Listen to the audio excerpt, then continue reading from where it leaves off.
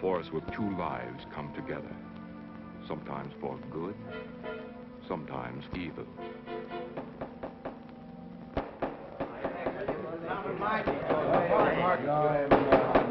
I say, Williams, allow him in on this. I'm definitely against it. Seems to forget we have our stockholders to answer to.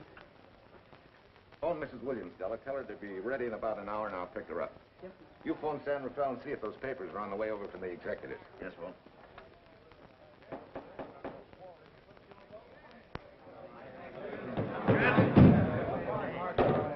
Well, Mr. Darcy, what's the score? 9? I'm afraid it is, Walt. If you think you can persuade them to change their minds, go right ahead. Gentlemen, I never interfere stock issues, dividends, or anything else in your department. I must run my department with no interference. Either I know why and when I need more factory space, or you need another boy. And that's all right with me, too. Because I can take these plants and pick my own spot in the motor production field. You won't have to worry so much about dividends. There won't be many. Hold on. I'm sure none of us want to lose Walt. Or our dividends. Why do you say we take another vote? Now, all in favor of buying the 3 new factories signify by saying aye. Aye. Aye. Aye. Aye. Aye. Aye. An unanimous vote. Congratulations, Walt. Congratulate the board. They're the winners. Williams, if these factories are so valuable that other companies would jump at the chance to get them, how do you know that you can buy them at the price you quoted us? How do I know? I bought them this morning. Good morning. Della, I was asked to rush this up for Mr. Williams. Get my wife, Della? Your maid said she'd gone to the dentist. I gave her the message. Oh, fine. Oh, this just came. Thank you. What about those papers? They're here. Burke's checking them now. Good.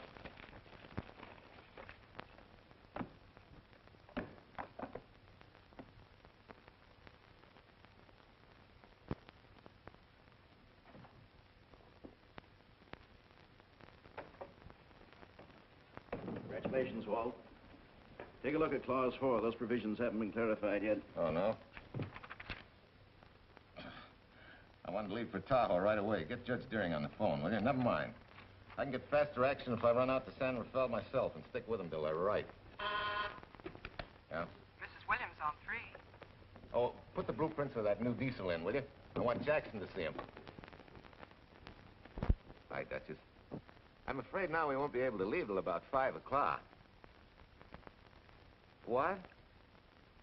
You're not going with me, but I counted on it. But I thought as soon as Dr. Harris took care of whatever it was, I'd feel better. I don't. Stupid thing still aches, and I certainly wouldn't be a very desirable driving companion. No, seriously, darling, you run along and buy your little factories and hurry home. I'll send you back to the office. And cheat me out of my goodbye kiss? Not a chance. I've got to drive over to San Rafael. I'll stop on the way. Love me? Bye, dear.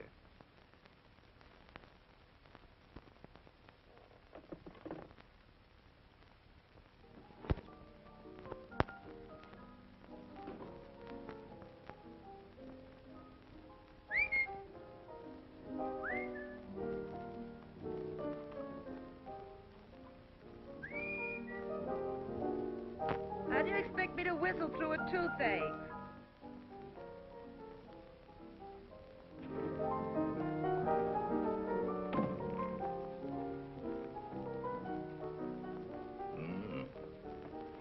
Nothing in the whole world smells as sweet as you do, Duchess. Certainly don't feel sweet. I was grouchy as an old bear. Well, old Doc Williams can give you something to fix that. Close your eyes. Relax now. Take a look at that, see if you don't feel better. Oh, Walt. Oh, darling, it's beautiful.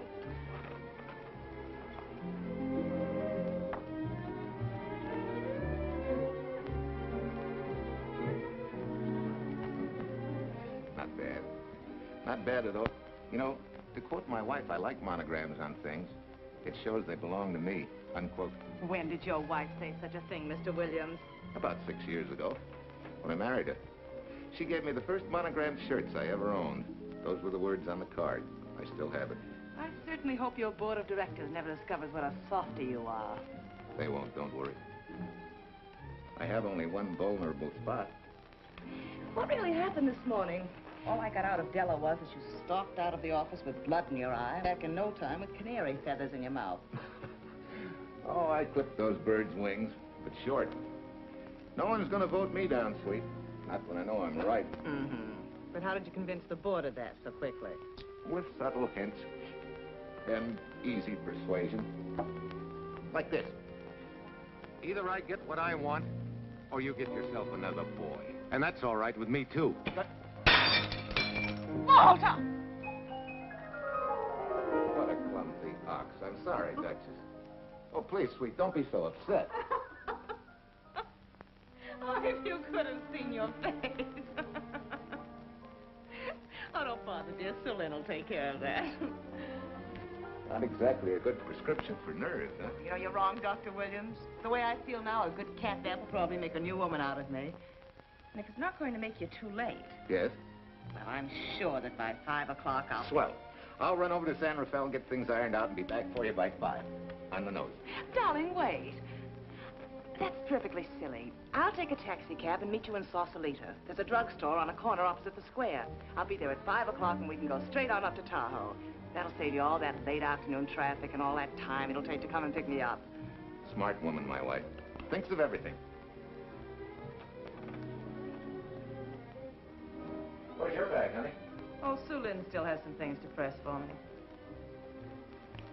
Sure you don't mind taking a taxi? Very sure. Sweet dreams, Duchess. See you at 5. I better get going. Bye, honey.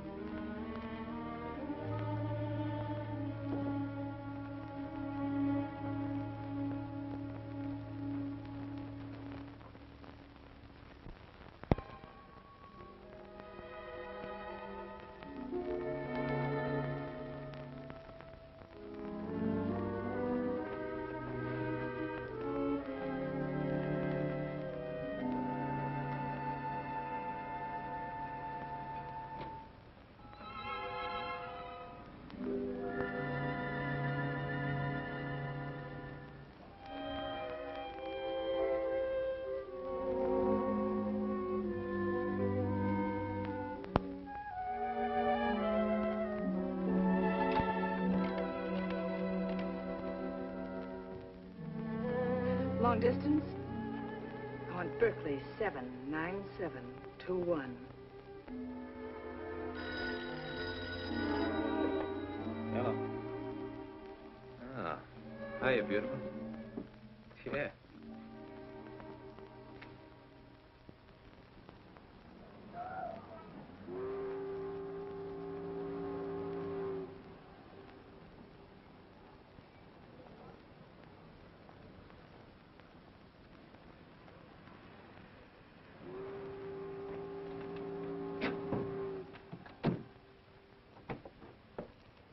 Here. Don't forget, turn this stuff over to a bellboy at the airport hotel in Oakland. Tell him to hold it for Jack Burns. Jack Burns, the airport hotel. That's right, I'll be checking in later. What do I owe you? $1.15 a here. All this stuff back to Oakland. Yeah, here. Buy yourself a new key. Thanks.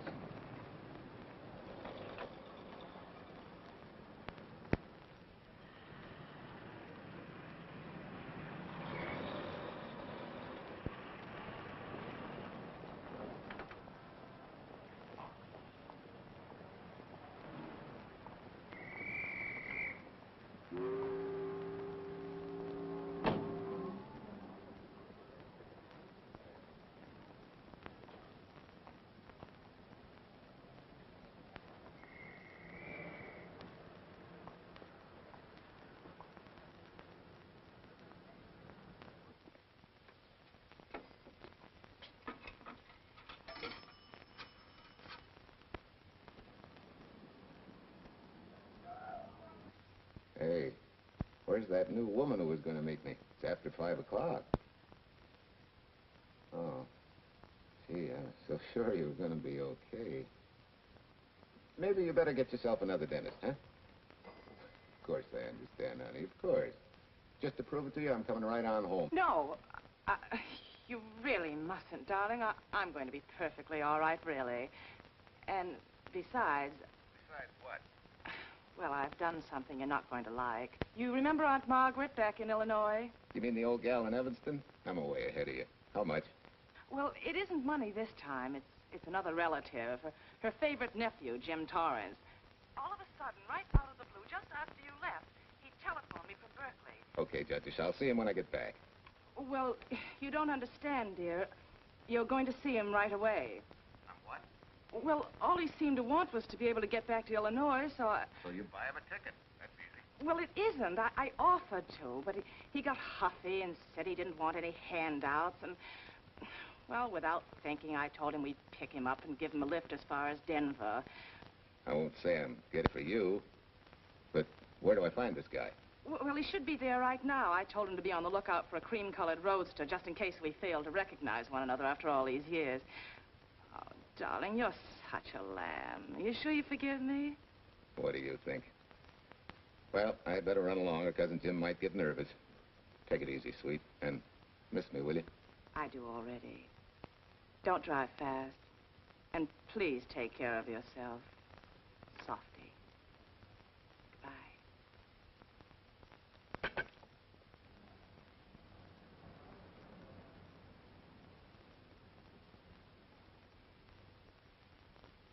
Hello, Della? Yeah, Mrs. Williams wasn't able to go with me. Now, while I'm gone, you see that she gets her roses every morning. That's right. But this time, on all the cards, put love from Softy. Yeah, S-O-F-T-Y.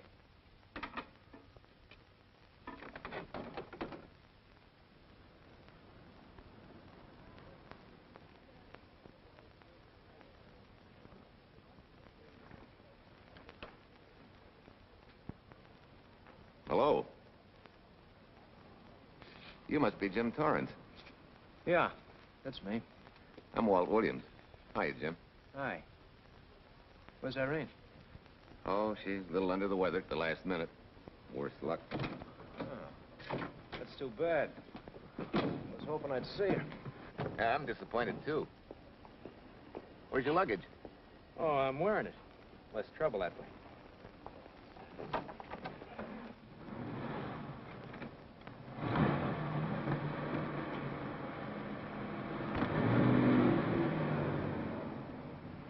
Irene tells me you're heading for Illinois. Yeah. Going been a little rough, huh? Haven't exactly been worried about my income tax. What's your line, Jim? Oh, guess I'm a better salesman than anything else.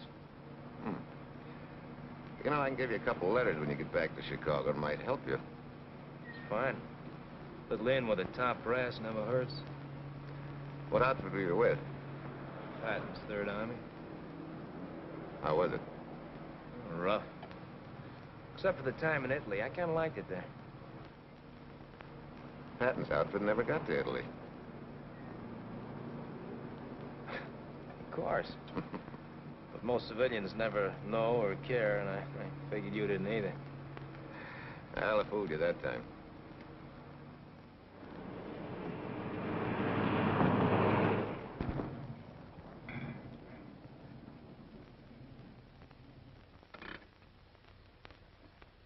Our last chance to chow for a while. How about it?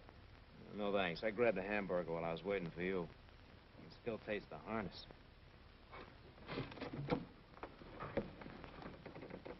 Sure you won't change your mind? No, I'm gonna grab a little shut-eye.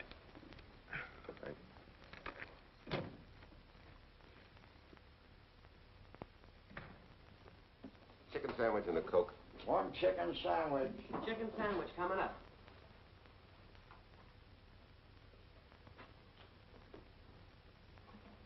Give me change for $1, will you? Yes, sir.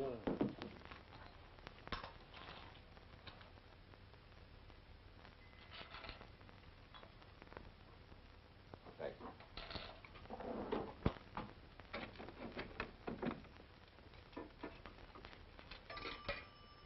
San Francisco. Klondike 2, 6714.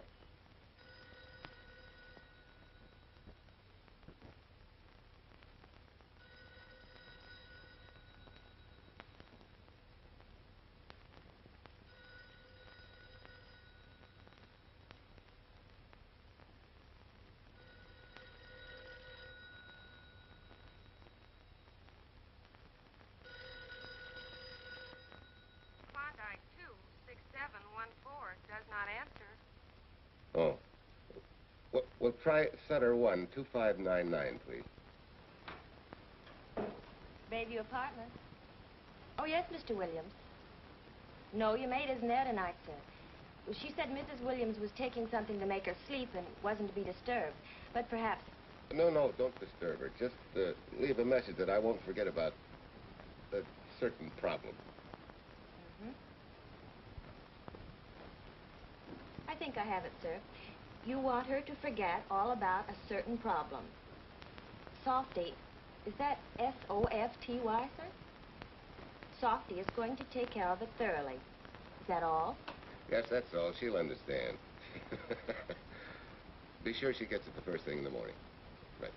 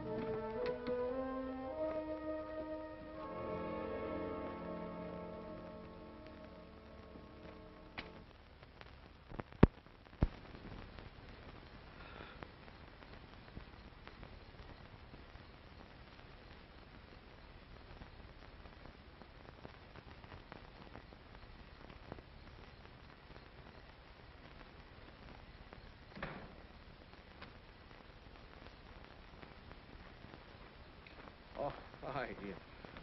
It's been so long since I've been behind the wheel of anything but a Caterpillar or a Jeep. I had to find out what a real buggy feels like. Why don't you drive for a while? A swap. Nothing would suit me better.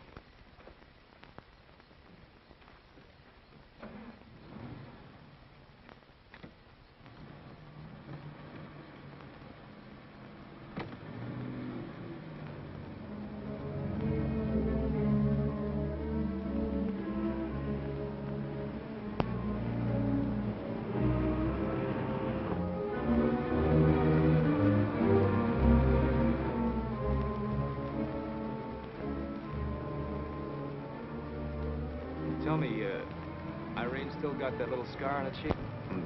That one she got from the fall? Yeah. You can hardly see it now, though. How'd you know about that? She just got it last summer. Thought you said you hadn't seen her for years. Oh, from Aunt Margaret, of course. How else? She always sends me the news in her letters.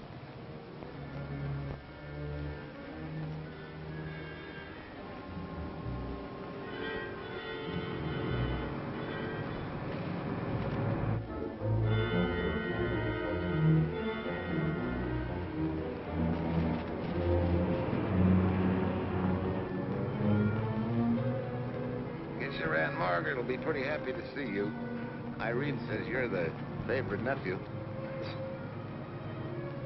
Afraid my lovely cousin was just giving me a build-up for your benefit.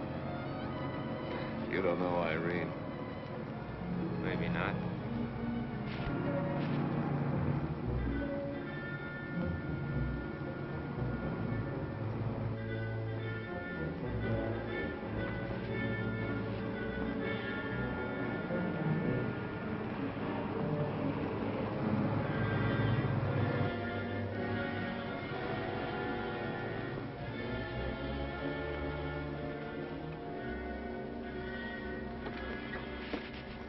What's the matter? I think we got a flat.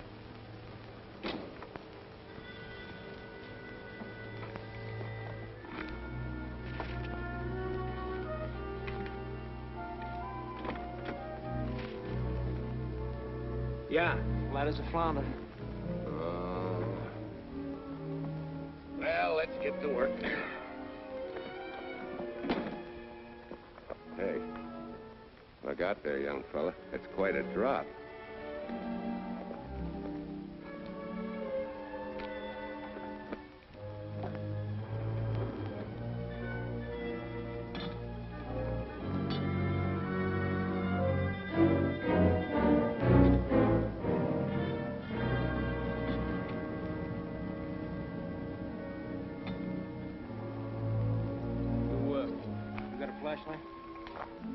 I think I have.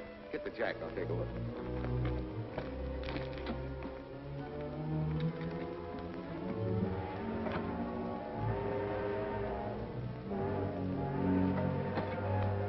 Did you find it? Yeah. Yeah, it won't be long now.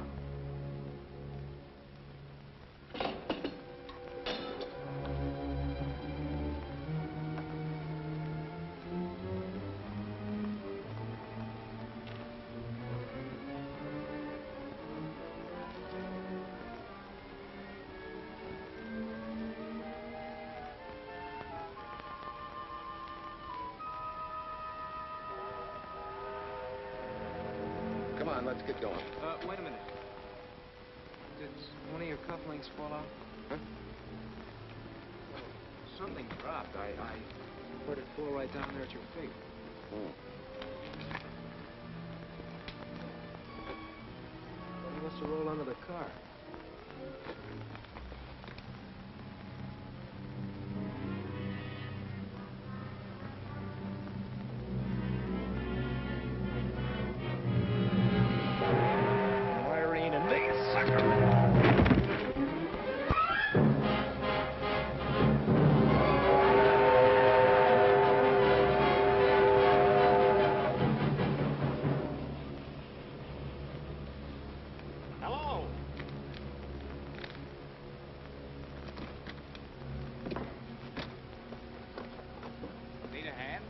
No.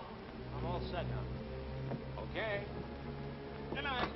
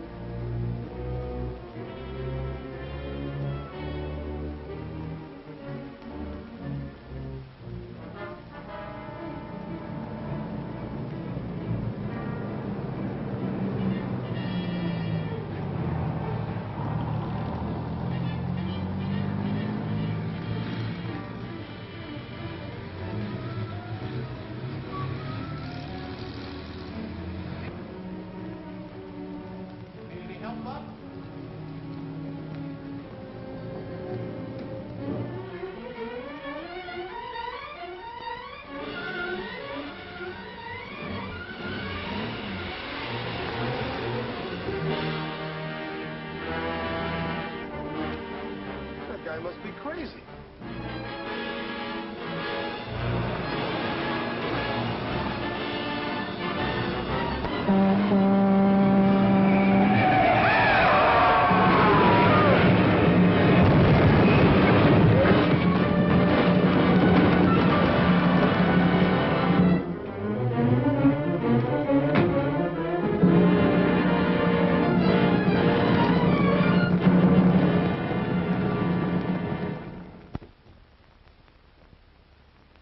Now, in case my husband should be late and have to rush for his plane, this will be taken care of. Thank you. Tell Mrs. Burns at 3:02.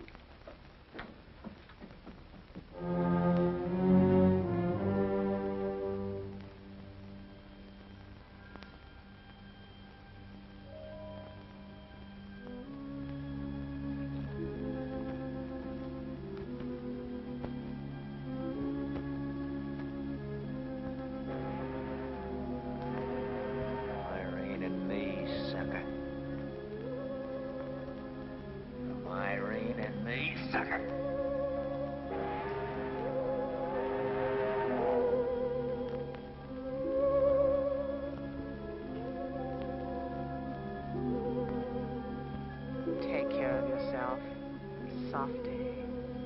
Softy.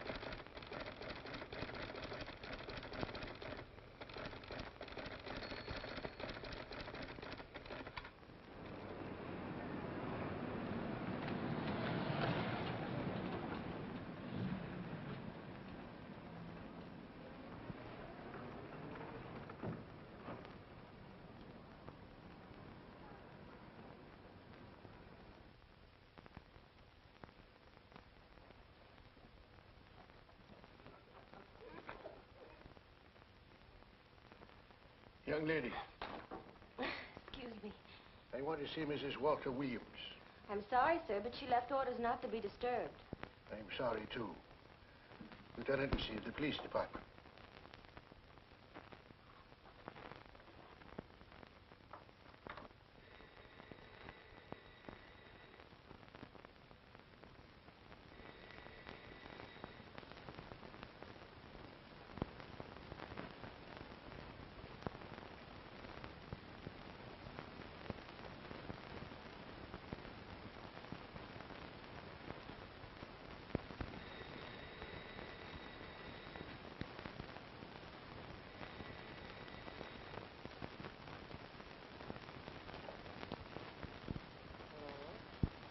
I left orders not to be.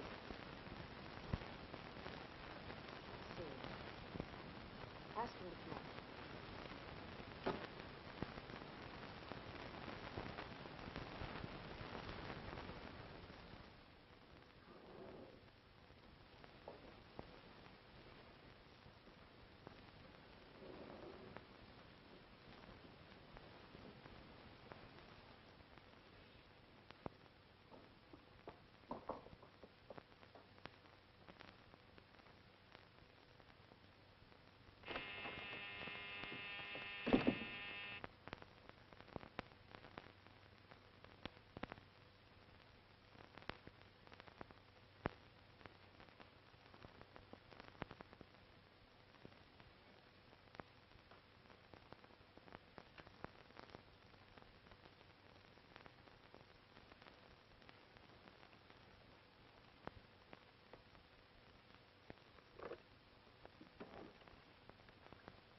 Yes?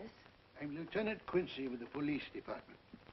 I'm sorry to disturb you at this hour, but... may I come in? Of course.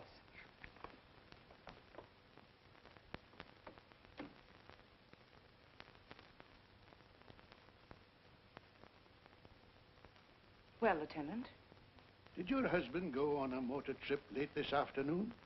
Why, yes, he went to Denver on business. Why? Was he driving a packet roadster? Yes? Is anything wrong? I'm afraid there is. Won't you sit down? Has something happened to my husband? Yes, Mrs. Williams.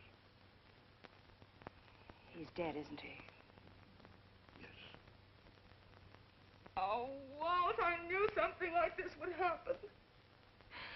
I begged him time and again not to pick up hitchhikers. But it wasn't a hitchhiker, Mrs. Williams. It was just an accident. He ran into a truck, a gasoline truck. You mean there was fire? He must have been driving pretty fast. I don't think he felt anything after the crash.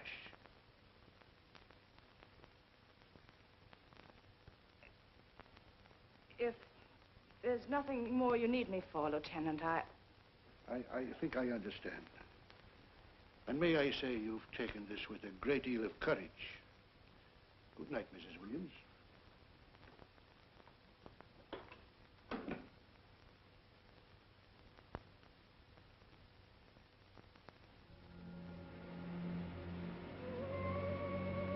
take care of yourself. Softly. From Irene and me. Softly.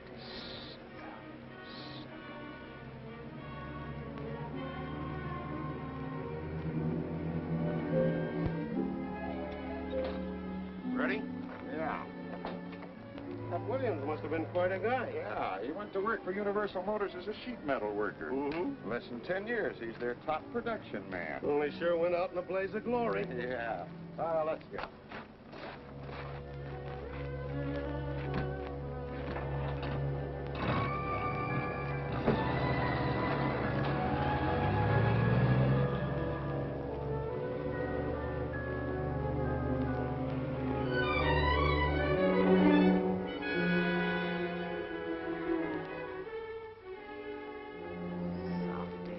From Irene and me. Sucker. Sucker. Sucker.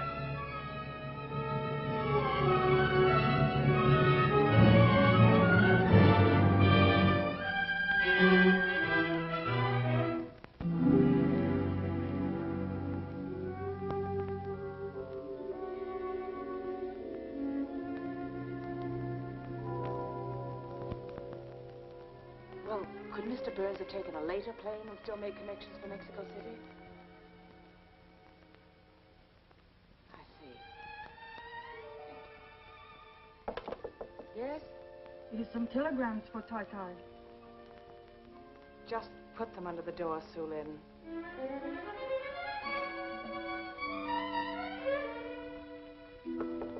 Please, Tai, a policeman Quincy most anxious to see you. Ask him to wait, Sue Lin.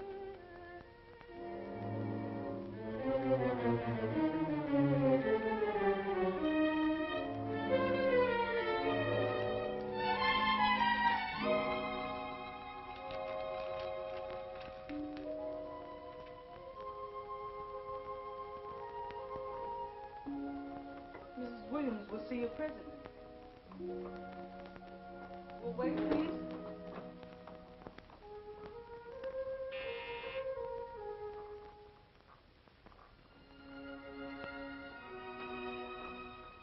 Flowers for Mrs. Walter Williams. Thank you.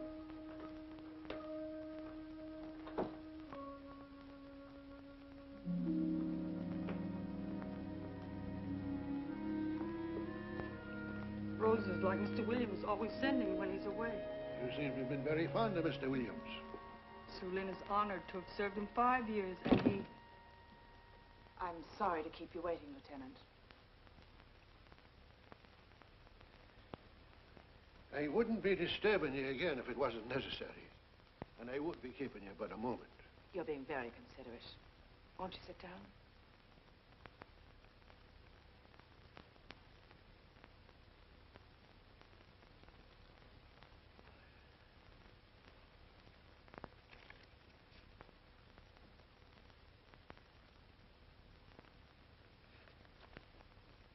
Everyone's been most thoughtful. And why shouldn't they be? Forgive me. I'm all right now. What was it, Lieutenant? The state police would like to have some information. They found some wavy skid marks for quite a distance on the road, as if the car had been out of control when it crashed. Tell me, was Mr. Williams a reckless driver? Why, no.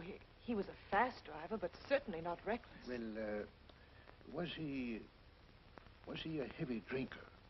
Quite the contrary. But what about his health? Could he have had a heart attack and lost consciousness before the accident? Why, no. He was in perfect health, but he'd been working much too hard lately and was overtired. Perhaps he fell asleep at the wheel last night. Oh, poor darling. If only I'd been able to go with him last night, he might still be alive. Well, maybe so and maybe not. You mustn't blame yourself, Mrs. Williams. Fate plays an important part in these matters. Your handkerchief.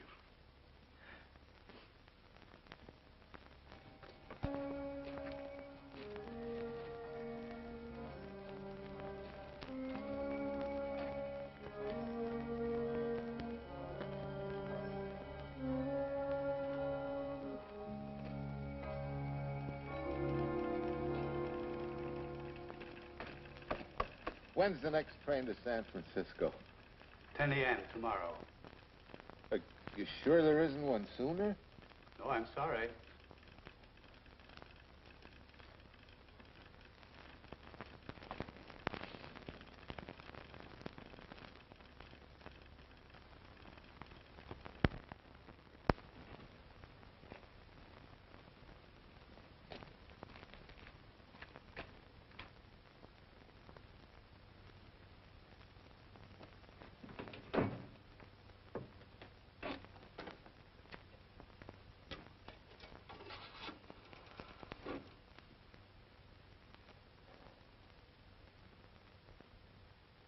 We have a circuit now, sir.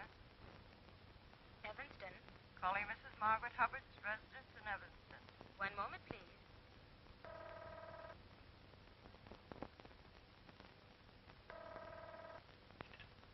Hello? Mrs. Margaret Hubbard? Yes? Who's this? Long distance. I have a call from Mr. James Torrance. Who? Mr. James Torrance. He's her nephew, Jim Torrance. The call is for your nephew, Jim Torrance. I haven't any nephew, and I don't know any Jim Torrance. Sir, Mrs. Hubbard says she doesn't know what James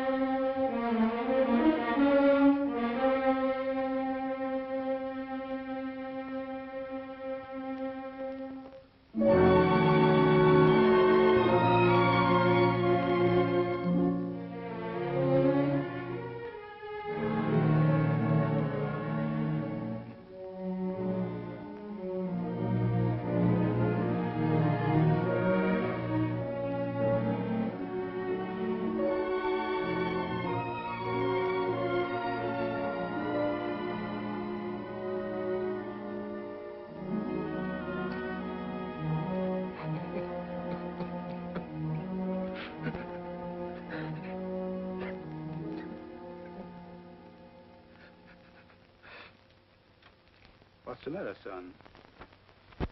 Looks like you need a doctor. Doctor? I can't leave the station, but old Doc Bender's just across the road there. Yeah. Doctor? Think you can make it? Yeah. I'll make it.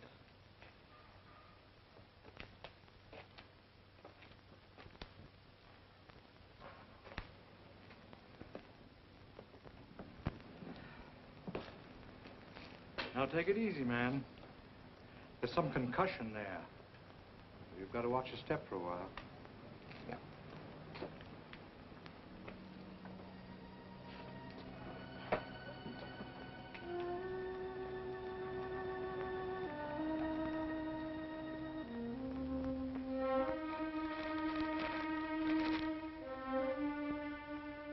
Walter Williams' beautiful widow, who by her own request sat alone in the family alcove during the service.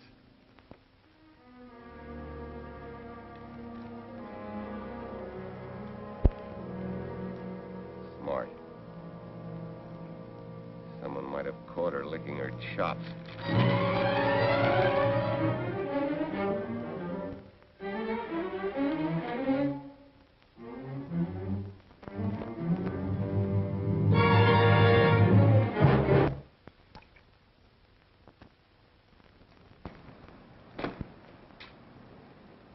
Hey, what's that?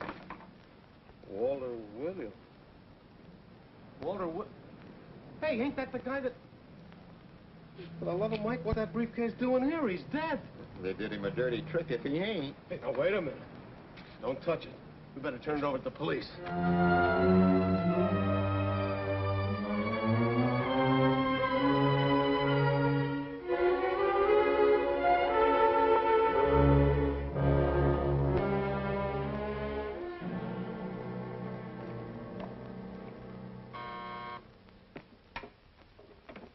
Homicide, Captain Callahan. Oh, yes, Chief. The dope just came in from Washington. The fingerprints are those of a James Torrance. Yeah, I'm putting Quincy on it. Right. This sort of opens up a new can of peas on the Williams accident. There's the FBI reporting the guy. Playing with the lady's affection seems to come natural with him. All you got to do, Quincy, is find him. Yes, that's all I got to do. Last known whereabouts of Jim Torrance was in a moving van somewhere between Sacramento and Points East. Hey, wait a minute. Last known address, care of his sister, Mrs. Joseph Rossetti. Irving Apartments, Berkeley. Well, what are you waiting for, Quincy? Let's go. Torrance leave any forwarding address? No, he said he was going to send it to me. Sorry to trouble you. Oh, Lieutenant, if you should happen to hear from him, will you let me know? There's an unpaid telephone bill and a bundle of laundry. Laundry. Let's have a look.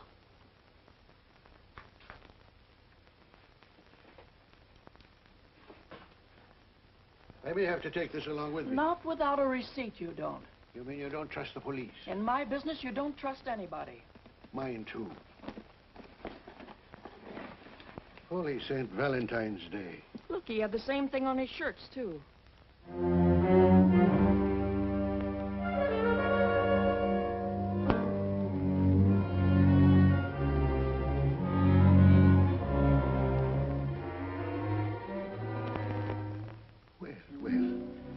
Romance in your late tenant's life.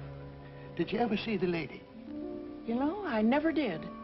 But I always knew when she'd been here, the wonderful perfume. I'll lay you 10 to 1 she's a rich widow. Could be. Wait, I'll get you his telephone bill. Pretty fancy stuff for a hitchhiker. Yeah, but he's a pretty fancy hitchhiker. According to the shirt maker, a certain lady in the town had these made special. And they're just like her husband's. Only his initials were WW. Sort of smells, don't it, Cal? Now take a look at this little item that was also found in the laundry. I for Irene and W for... Well, it could be for Williams, too, couldn't it? Yeah. Homicide, Callahan speaking. Hello? Oh, hello, Fitz. Hello. What news? Oh? Any luck? Both days, huh? Swell. Have it typed up and sign it. This report of Fritz will be a nice little topper for this pile. His checkup shows calls from Torrance's phone to Williams's private number, and a flock of them going the other way, including one on the 7th and several on the 8th. The 8th, since you've forgotten, is the date of Walt Williams' accidental death. Well, that ought to be enough to get an indictment out of the grand jury. Go pick her up. I'd like to play a long shot first. It might give us 2 for 1. Well, take him one at a time. A bird in the hand is not going to lead us to its mate. I'd like to give the lady a little more rope. Well, Thanks. I thought you'd agree.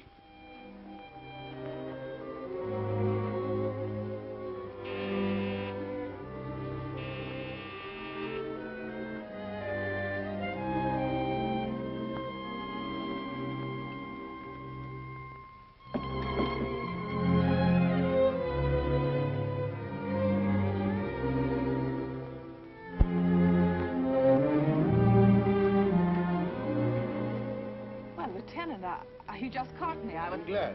I have some rather startling news I thought you should know before it hits the headlines. Come in.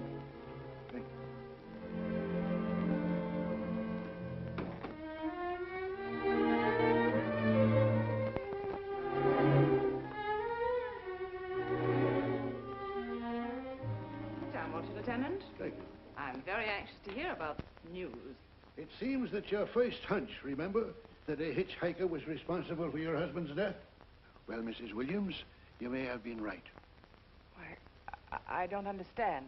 Your husband's briefcase turned up in Kansas City yesterday in a moving van that had stopped at the scene of the accident that night. Apparently, the murderer made his getaway in it. That explains the wavy skid marks that made us suspect your husband was ill or unconscious at the time of the crash. Yes, I suppose it does.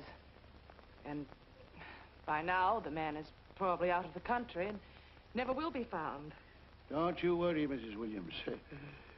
There were fingerprints on that briefcase. And as soon as we get the FBI report from Washington, his identity will be known and his description sent out on police broadcast. Oh, we'll find him all right. But just now we're keeping things quiet so the murderer will feel safe until we are ready to close in on him. Yes, I can see the wisdom of that. Yes, I thought you would understand and cooperate. As soon as we know his name, it is possible that you might recognize it as someone with a motive. There's that possibility. You know I'll do everything I can to help. I'm sure of it. Now I'll run along. You'll hear from me. I'll let myself out. Don't bother. And don't worry. Good day.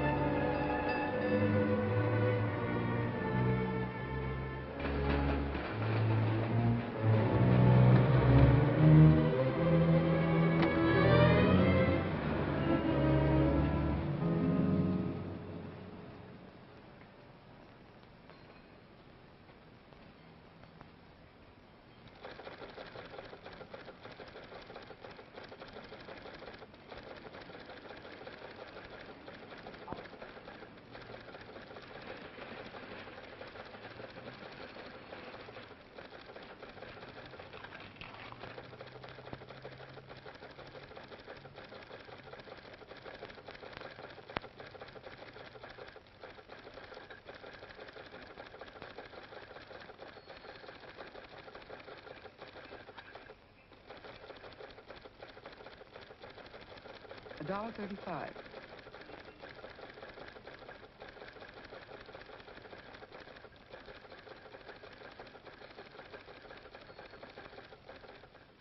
See, everything after the letter J in the first name has been obliterated by heavy writing over it.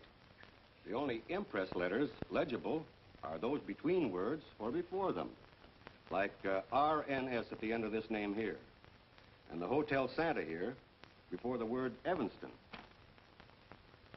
Well, Tom, don't you think it's about time you retired?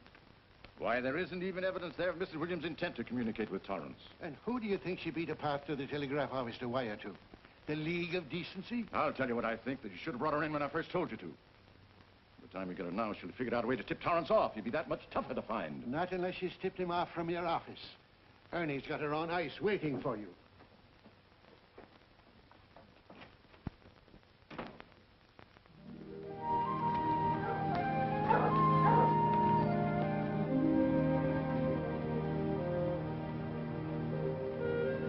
Pretty good, huh? Fastest growing little town in Idaho.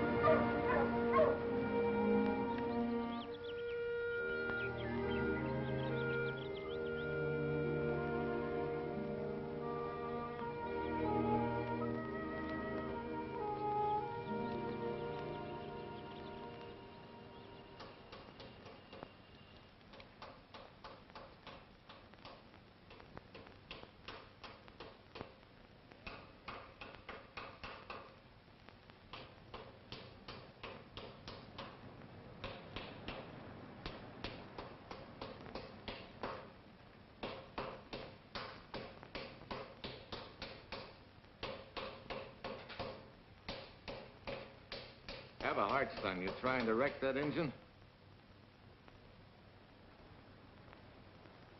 Oh. Sure. It's a hobby of mine. The way you're going at it, you can't miss.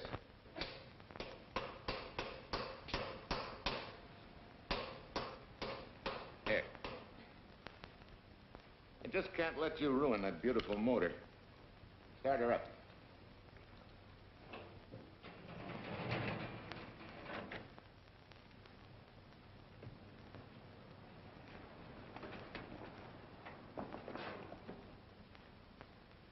Okay, start her up.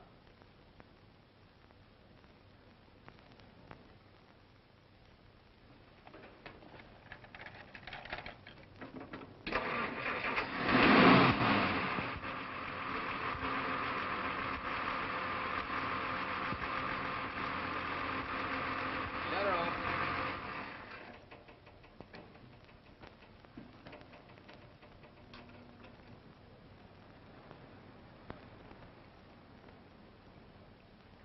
You're certainly not a mechanic by trade.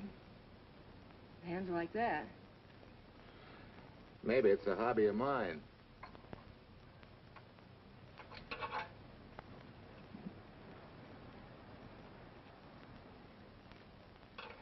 Gee, what happened to your head?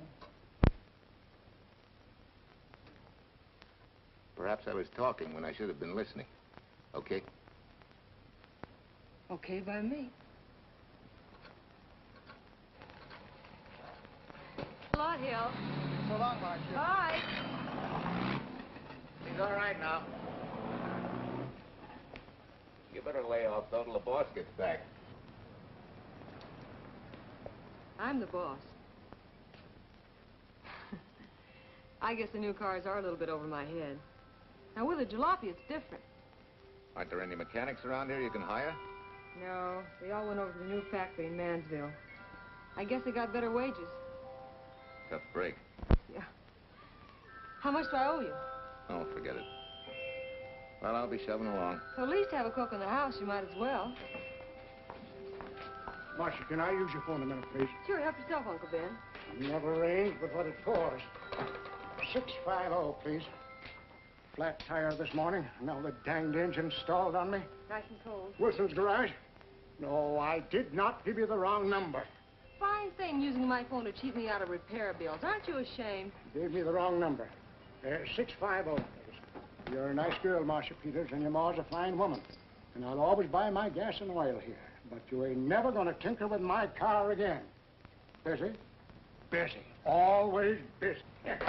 Say, we're not so busy. Would you like to do another good deed and give Uncle Ben a hand? Why not? Where is your car, mister? Maybe I can help you. Well, are you a good mechanic? Very good. And very reasonable.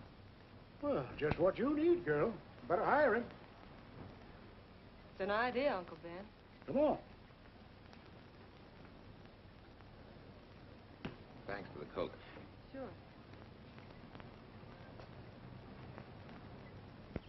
Well, I got Uncle Ben fixed up all right. Nothing but a sticky carburetor valve. Bye. I hope he paid you. What for? It only took a minute. You're certainly not money conscious, stranger. There. This is no kind of work for a girl.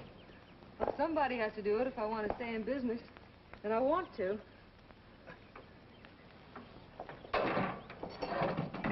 Must be some business that you're better suited for. Didn't you lease this place to somebody? Sure. I did while my husband was overseas. But when he was killed in Okinawa, well, we made a lot of plans for the future here. And I had a hunch he'd like it if I took over and tried to make a go of it. Takes more than a hunch to do that. I got along famously. Business has been fine until lately when the help got short. Could be again. I had a good mechanic. Yeah. You sure need one, all right. Well, for Pete's sake, say yes or no. Do you want the job or don't you? You mean you'd hire me without knowing anything about me? You can repair automobiles. What else do I need to know? except your name. Well? Why not? Sure. I'll try it for a while till you get someone permanent. The name's Bill Walker. Okay, Bill, it's a deal. And maybe if business gets real good, you'll want to stay. Oh, don't count on it. Where does this go, on the rack? Yeah.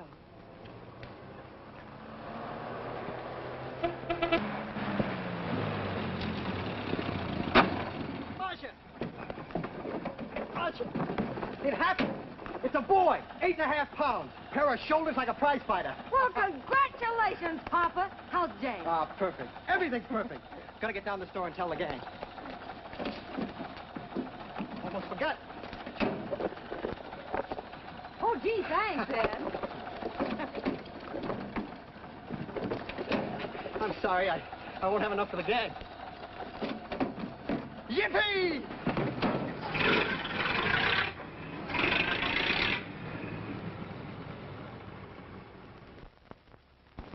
Maybe you can use this token from the slightly delirious new father. Thanks. Say, we haven't settled the matter of wages yet. Maybe I can't pay your regular salary. Suppose we leave that open till you find out how much I'm worth to the business.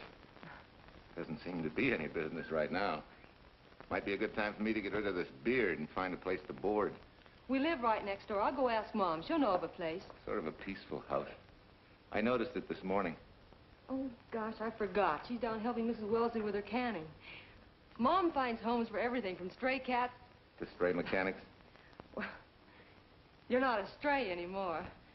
I'll go phone.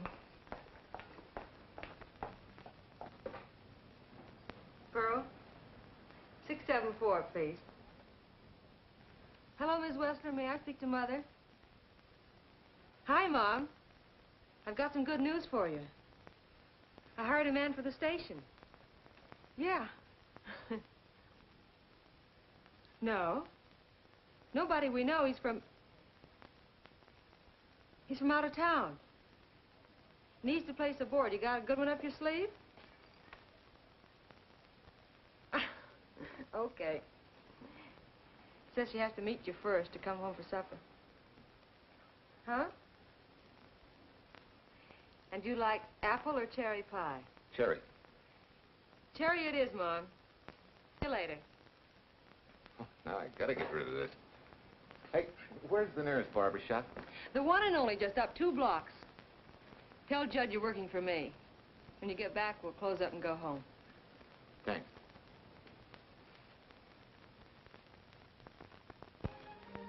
Well, that's real nice. You must have had a good bringing up, young man. Thank you for the young man.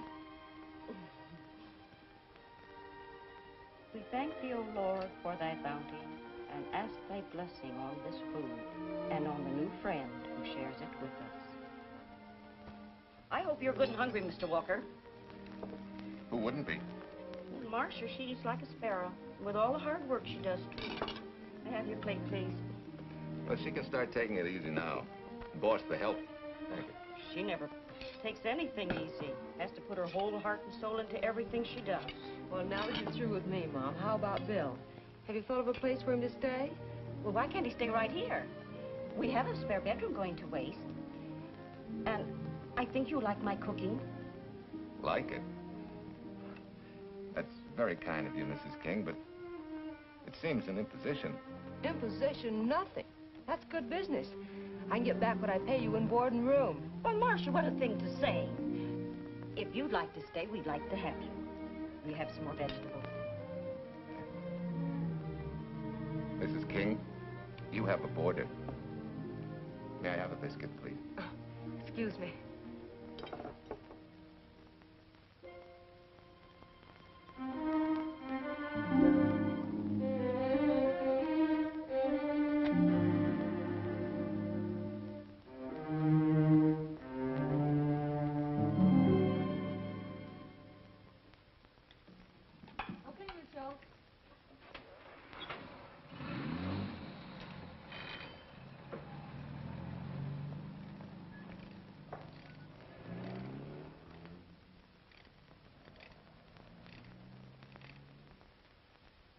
It's wonderful the way tools seem to come alive in your hands. You seem to sort of come alive, too.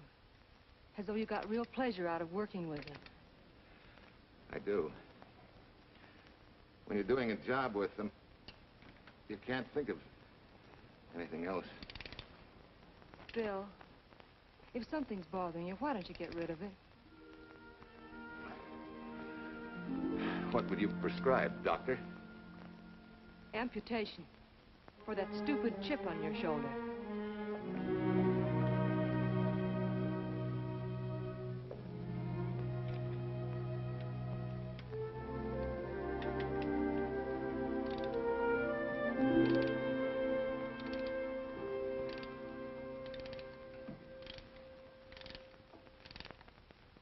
What you need is a ring job. Save yourself some money. Gee, Bill, with the baby and everything, I just can't afford it now. Oh, we'll take care of that. Hey, boss. How's Ed's credit? Good enough for a ring job? Well, sure, if I can hold Junior as collateral. Oh, not a chance, fella. Never mind her. I'll do it on my own time. Oh, thanks, Bill. Maybe we'll see you tonight, huh?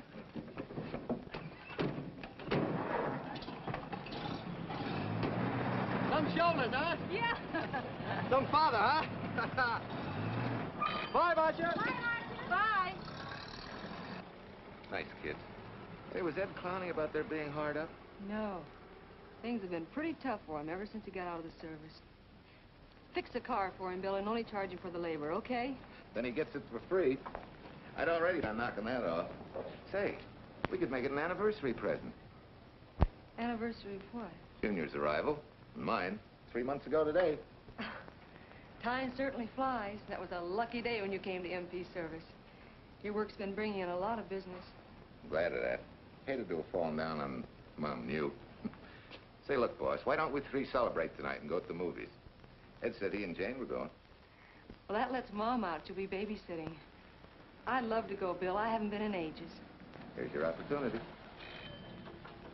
Go to work.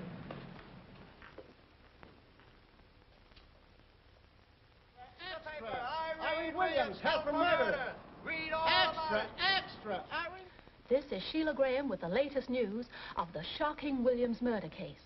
While beautiful Irene Williams is held for trial, charged with conspiring to kill her late husband, the police are searching for James Torrance, believed to be the lover of Mrs. Williams and her partner in the horrible murder of Walter Williams.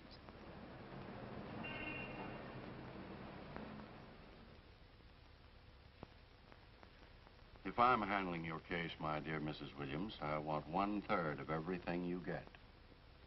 You're out of your mind. You don't realize what I'll get as Walt's widow. Perhaps you don't realize the spot you're in. Torrance's fingerprints were found not only on your husband's briefcase, but, in a manner of speaking, on your reputation as well.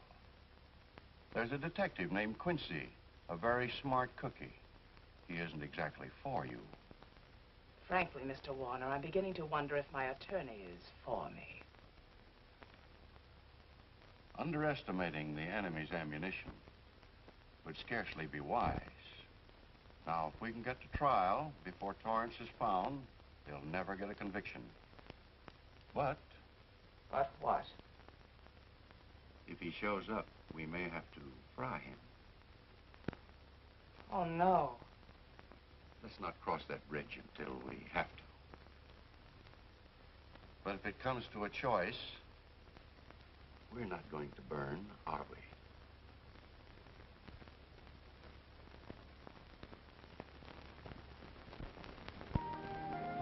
Art, you're the chatterbox this afternoon. What about this afternoon? Oh, I'm sorry, boss. I guess it was wool gathering. You're supposed to do that in the spring. Is there anything you don't know? Yes. What's San Francisco got that we haven't? Better newspapers, for one thing. Anyway, California's supposed to be the land of opportunity. I thought that by now you liked it here. I do. Very much. It's a good town.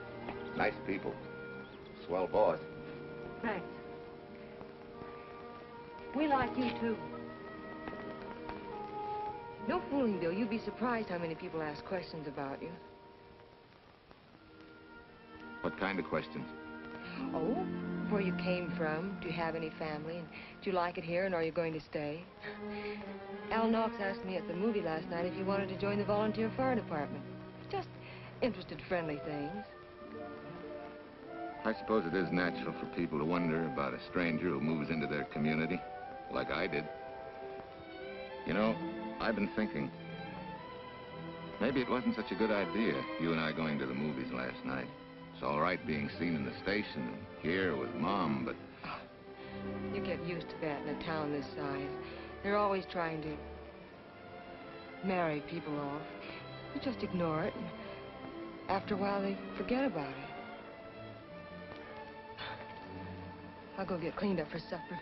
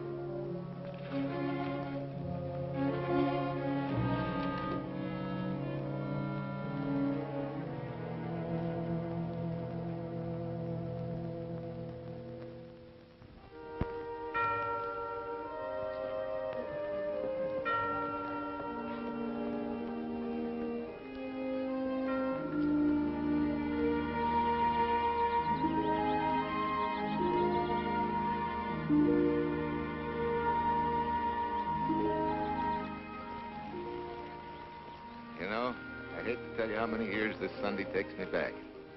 Did you always fall asleep during the sermon? I wasn't asleep, Mrs. Peters. I merely closed my eyes to concentrate. Oh, so that's what you call it. I had to nudge you to stop you from nodding. Quiet. You're disturbing my reminiscent mood. Even smell's the same. Could be the same bees buzzing in the same clover. As they say, you can take a boy out of the country, but... A rolling stone gathers no moss. It has to stop rolling sometime, doesn't it, Bill? Sometime, maybe. We grow a very becoming shade of moss here in Larkspur. Don't you think? You grow a lot of nice things here. Anyone in particular? You'll have to skip the answer to that one. Someone tore it out of the book. You're married, aren't you, Bill? Yep. That's right. You must have loved her very much to have been hurt so deeply. To be so afraid of someone, even yourself. Maybe it's better that way. Then no one gets hurt. Bitterness and hatred hurt everyone. Can't you see, Bill? They're like a wall that shuts out all the sunshine from a garden and lets everything wither. Make room in your heart for something else, can't you? I guess this is my day for sermons. Sorry. As Mom would say, you never get rich minding the other fellow's business. Hey, that's a flyer. I'll be seeing you.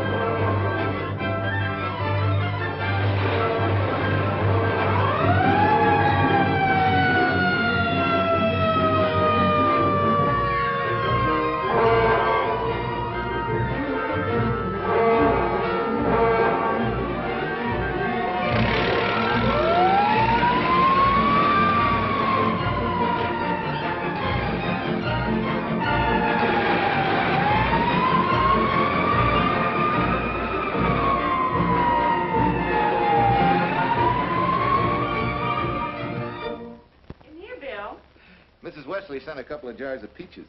Said you helped her can them. Oh, thank you. When I delivered the doc's car, he insisted that I have a bite with him. Where's the boss? Took the book back to the library for me. Huh? What a day. Hey, what's the idea? Are you darning my socks? Well, I thought a drawer full of holy ones isn't doing you much good. I found it when I put fresh papers in your bureau yesterday. You have a heap of things that need mending, haven't you, son? Does Marcia know? Do you think I'd tell her? This is your problem, Bill. Because I found out about it doesn't give me the right to tell anyone else, not even Marcia. When you trust folks, you trust them, and you give them a chance to work out things the way that seems right to them. How can one little woman be so big? Don't forget, it's a lot easier to be tolerant and understanding at 50 than it is at 25. Yeah, Mom. I'm going next door for a while. Grandma Thompson's ill.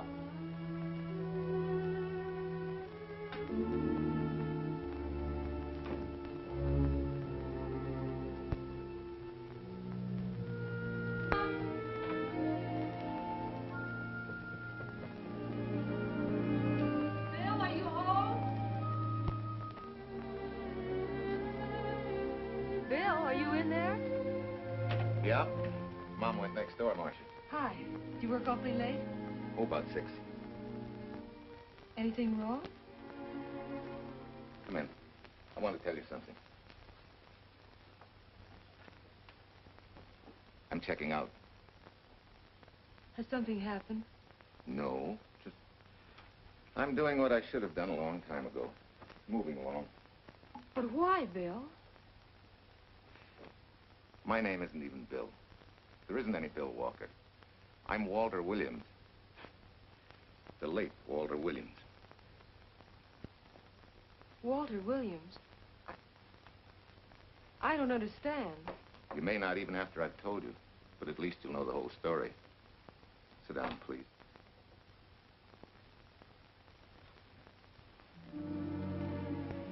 Finally, Larkspur. And you. From there on, you know. I'm glad you're going back to make things right. Going back? Wild horses couldn't drag me back. What are you going to do about your wife? Nothing. You're going to let her go to trial for murder? Oh, no, Bill. Why not? She tried to kill me, she and her cousin. But they didn't. Who says they didn't? Let them try and prove it. No matter what your wife did, she can't be tried for something that didn't happen. Oh, Bill, can't you see? You bet I can see. She deserves everything she's getting. Sorry part of it is they'll never convict her. No, Bill. The sorry part is you're not big enough to take a hard jolt to your pride and to your ego. Sure. It hurts to be tricked and cheated by someone you loved and believed in. But that doesn't give you the right to take justice into your own hands, to trample on the hearts of others and walk out on life. A barren, frustrated boyhood. A marriage to a woman who accepted my love, yet despised me so thoroughly she resorted to murder. I'll never think of our moments together without nausea. I feel stripped bare, degraded. Even me.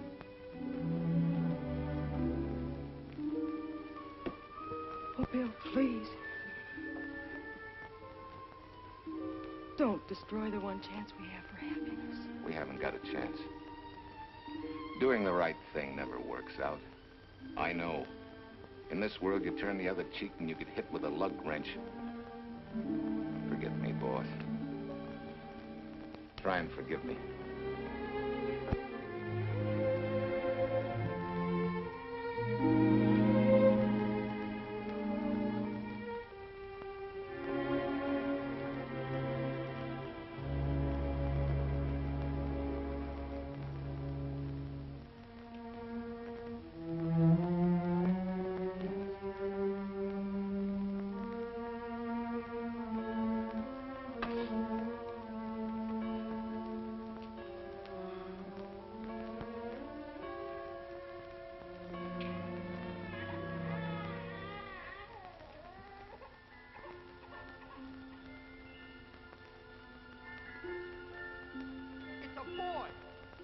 shoulders like a prize fighter. You know, I hate to tell you how many years this Sunday takes me back. You have a heap of things that need mending, haven't you, son?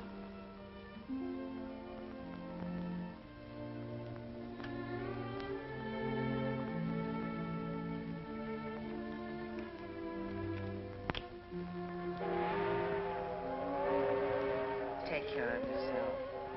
Softly.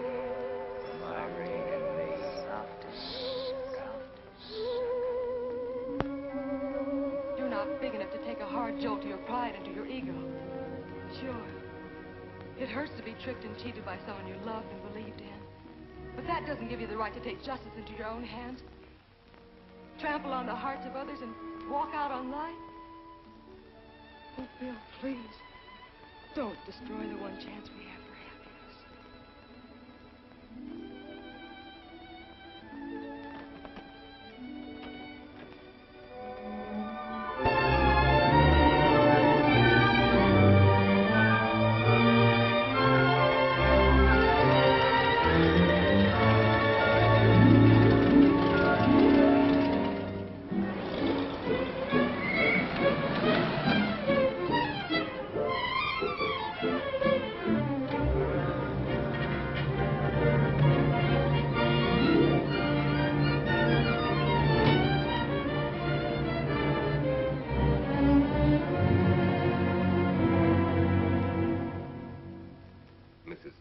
Kind enough to come along to substantiate at least the Larkspur portion of what I've told you. Very thoughtful of you, Mrs. Peters. Mr. Williams, when you read in the newspaper that the hitchhiker who attacked you had been, well, a close friend of your wife's for some time, it must have been a great shock to you. I didn't come here to discuss my emotional reactions, Lieutenant. If you need me for anything further, Captain, my office will know where to reach me. Let's go, Martha. Just a minute, Mr. Williams. We'll need your signed statement for the grand jury when we ask for your wife's release. It won't take long to be typed. Yeah. All right.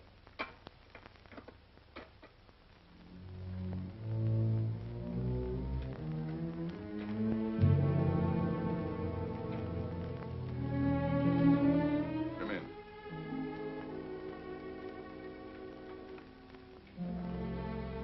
Sit down. Mrs. Williams, we have news for you. Really? I can scarcely wait.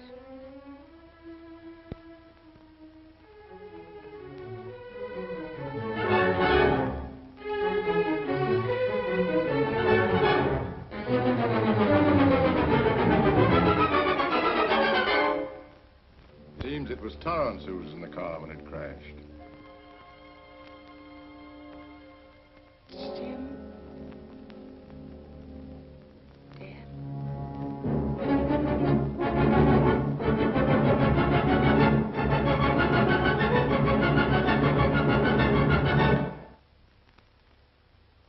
You did it.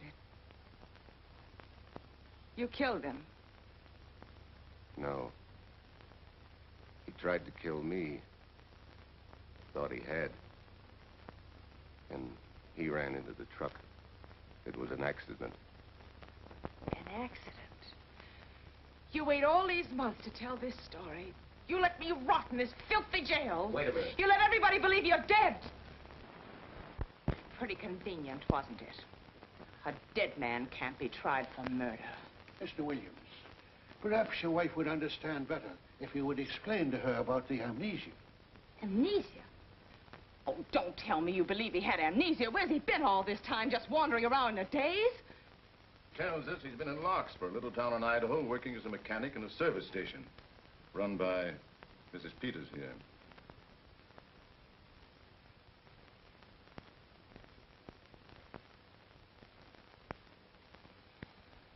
I understand perfectly. Now that my chance for happiness is dead, I suppose you'll demand the divorce I begged you to give me so that I could marry Jim. That's fantastic. Yes, isn't it?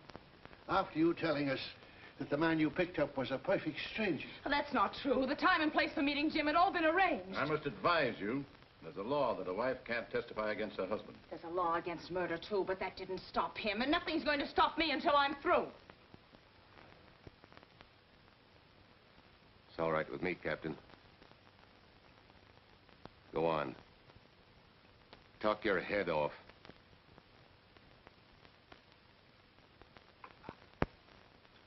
I was to have gone with him to Denver.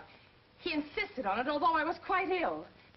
Several hours before we were to leave, he came home. There was a violent scene. He threatened to kill me unless I agreed to give up Jim. And I wish he had. This is incredible. Not one word that she has said is true. Then you've nothing to worry about. Mrs. Williams, was there a witness to the threats you mentioned? No. Unless the maid overheard. She was in the apartment. In fact, she picked up the pieces of the vase that he threw at me. Where's she now? I don't know. She left me suddenly after all this began. Please, could the questions wait? I feel rather ill. Will you have Mrs. Williams ready for the grand jury at 10 o'clock tomorrow morning? That's all.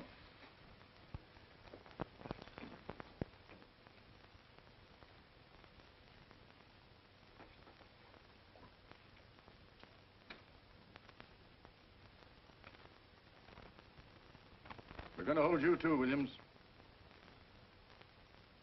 On what charge? Suspicion of murder.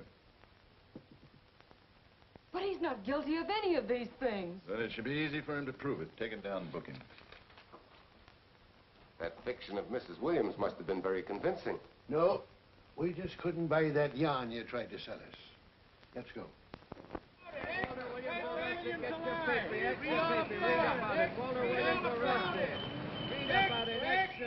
What three? White freed and murder charge. Extra, get your paper. Walter Williams charged with murdering wife Bubba. Extra, get your paper. Irene Williams goes free. Husband held. Extra, get your paper. White freed and murder charge. Walter Williams charged with murdering wife Bubba. And Daly's going to cover Williams' office. Okay, boys, hop to it. I want all I can get by 10 a.m. tomorrow for the grand jury. Okay, Chief. Oh, Tom, don't miss a bit. Dig up everything you can on Williams and the Peters dame. You sort of believed Irene Williams' story, didn't you, Van? She made better sense than he did. Well, sure, she's a better liar than he is. Don't forget, I went all through her grieving widowhood with her. She's a bad customer. Well, that's for the grand jury to decide, and Williams insisted on letting her talk. So it's his funeral. Funeral, all right. Especially with that yarn he told. But murder's out of character for him. There's a few pieces missing somewhere. There might be in Idaho, if it's not too much out of character for you to get going. You're going to miss me, Cal, when I retire next year. Maybe I'll join Private Eye and solve your cases for you.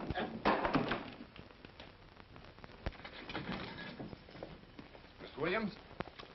Thanks. Sort of deal from the bottom here, don't you? Sorry, Williams. Okay, Williams.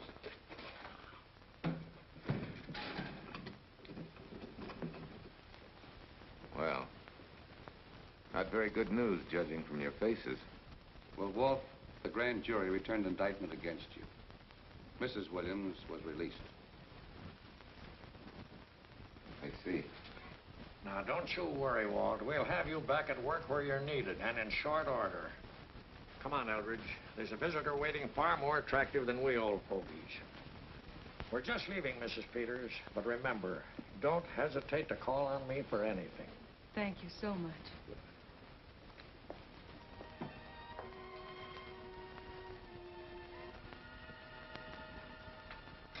Hi, boss. Bill, what have I done to you? If it weren't for me, you wouldn't be here.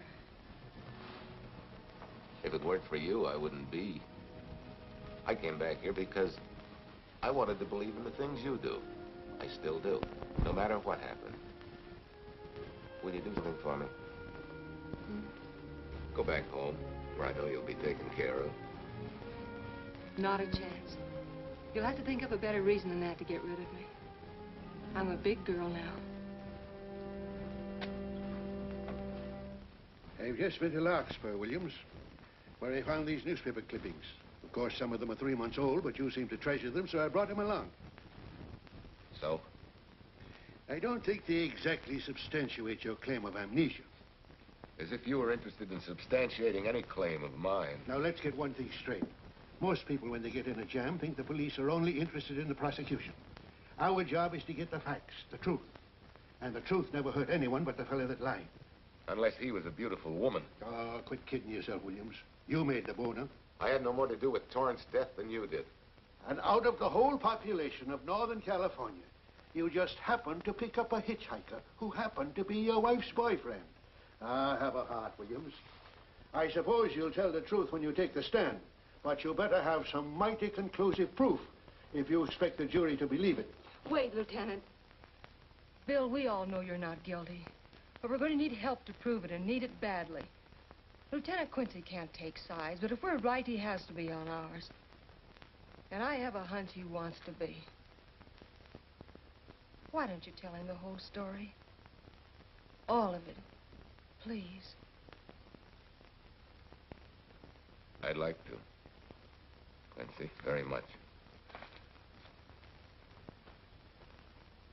Guess I should have told the whole truth in the first place.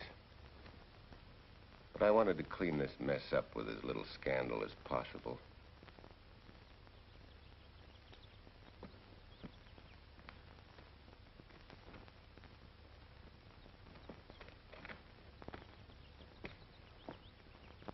Well? No sign of the lug wrench or anything. My dear Mrs. Peters, will you please stop trying to be a detective? How many times do you think the police have combed this spot for any kind of evidence? Now, be a nice girl. Take Mr. Williams' advice. Go back to Larkspur. What time is it? It's only 4 o'clock. We still have time to go back to town and go on our hunt for Sue Lynn. Now, look here, young woman. You've had me on the run since early morn. But, Lieutenant, the maid seems to be our only hope now. We've got to keep looking till we find her, that's all. That's all? Wait. She was naturalized, wasn't she? Suffering chopsticks. Quincy, you dumb flatfoot. This Sue, what's her name, was Chinese born. If a port of entry was San Francisco, there'd still be a file on her, photo and all. Let's go. Back to town. Immigration.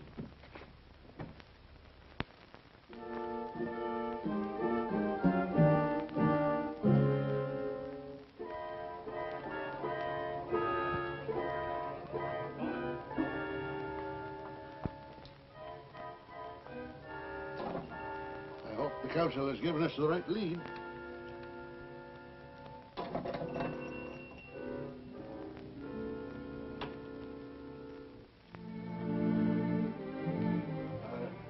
You are Singh? Understand? You savvy English? Also French, Italian, and Hebrew. May one ask what is desired? We're looking for Su Ling Chung. The Chinese consul said you were her uncle and might tell us what she is. This daughter of my brother, has she offended the honorable police? Oh, no. They just wanted to ask her some questions about Mr. Williams, the man she used to work for. Ah Sing's heart is heavy that he cannot lead you to her. But things that are not known cannot be told. Well, if you hear anything of her, report it to headquarters.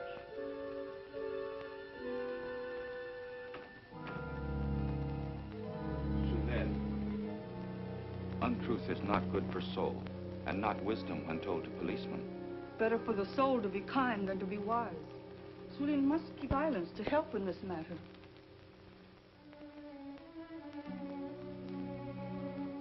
You know, you're quite a gal. In case I haven't told you lately. You're just too easily pleased, that's all. There must be a way out. Why can't we find it? Oh, buck up, boys. Tomorrow, another day. Yesterday you go to trial. Bill, I'm afraid. And the state intends to prove, beyond any reasonable doubt, that the defendant, Walter Williams, did, with malice aforethought, kill the deceased James Torrance, whom he knew to be his wife's lover. And that with his victim dead beside him, he drove his car into the course of an oncoming truck, jumping clear himself some seconds prior to the crash. And subsequently, he made his getaway in the back of a loaded furniture van. And for 3 months, as Bill Walker, he laughed at justice. but had imprisoned his unfaithful wife for conspiracy in his own murder. But then he decided that being dead cramped his style. He thought he could eat his cake and have it too. So he returned, most anxious to explain his long absence and to right the dreadful mistake that had imprisoned his wife for 3 months. Ladies and gentlemen, it was a cold-blooded, premeditated murder and must be punished to the fullest extent of the law. Call the first witness, please. Captain Callahan, did Walter Williams tell you what suddenly cured his amnesia after 3 months? No, he did not. But he did tell you the man that struck the blow which caused the amnesia was a total stranger, a hitchhiker he had picked up.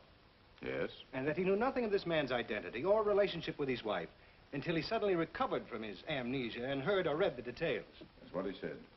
That's all. Thank you, Captain. Your witness, Counselor. No questions. No. I saw no signs of amnesia, a definite concussion. He was a bit evasive in answering questions, but not vague or unsure. In your opinion, Doctor, could this head injury have been caused by a fall? Yes. If the head had struck on some object, such as a stone or a metal pipe. That's all, thank you. Your witness. Dr. Bender, are you familiar with a tool known as a lug wrench for changing automobile wheels? I'm afraid I am, sir. I've had a regular epidemic of flat tires lately. Well, then, in your opinion, could this head injury which you treated have been caused by a blow from a lug wrench? Yes. It could have been caused by that, too. Thank you, Doctor. The ones with the earliest dates, you will notice, are heavily creased, as though they'd been carried in a wallet or a coat pocket. Thank you. Lieutenant Quincy, will you kindly tell the court where you found these newspaper clippings? In the bedroom occupied by Mr. Williams in Mrs. Peters' home in Larkspur, Idaho. Is this your handwriting, Miss Revere? Yes, sir. And that's the message, at least our record carbon of it. Would you read it to the court, please? June 9th, 8:32 p.m. Message from Mrs. Walter Williams, Penthouse D. Mr. Williams called, said he wants you to forget all about a certain problem. That Softy is going to take care of it thoroughly. Was there any other conversation? Well, I just asked if that was all, and he said yes, she'll understand, and sort of laughed as if it were a joke and hung up. Some joke killing the wife's boyfriend. That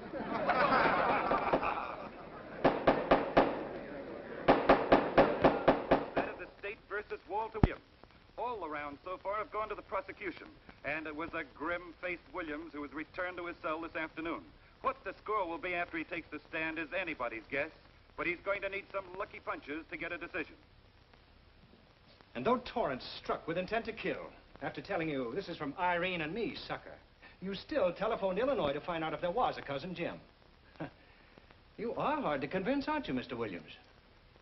Is it so incredible that a man should fight against believing such a thing about his wife? Oh, that is very touching. From a husband who planned a trip on which he intended to destroy his wife and did kill her lover. That's a lie. Your Honor, I object to the conclusions drawn by the prosecutor and move that it be stricken from the records. But, Your Honor, there is a corpus delicti, remember? Who was your wife's lover. Objection sustained. There's also her own story, which in front of witnesses you insisted she tell. And then we have your own two different stories from your own lips. One featuring a perfectly strange hitchhiker, the second an equally strange Cousin Jim, without a questionable substantiation for either bit of fiction.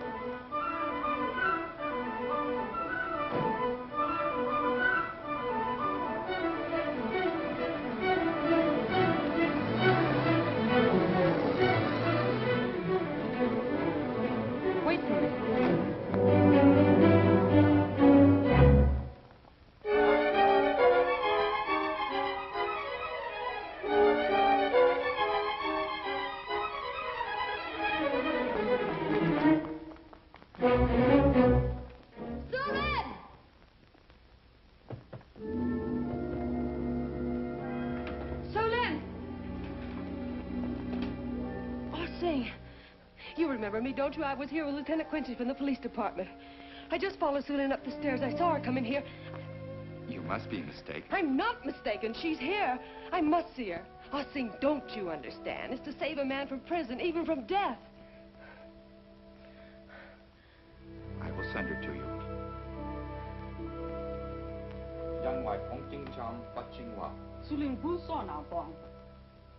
Oh, Sue Lynn, we've been looking for you all these weeks. Mr. Williams needs your help so desperately. I cannot help. You must forget that you found Sue Lynn. Forget it? But you're his only witness. You're the only one that can help. Not as a witness. Only with silence can I repay his great kindness to me and my family in China. Why? For I heard other things. That most unhappy day. From Mrs. Williams' bedroom, his voice very loud and angry. A flower vase broken to pieces. He can explain all that. They do not believe what he's already told. That I heard anything would do harm. Don't you see?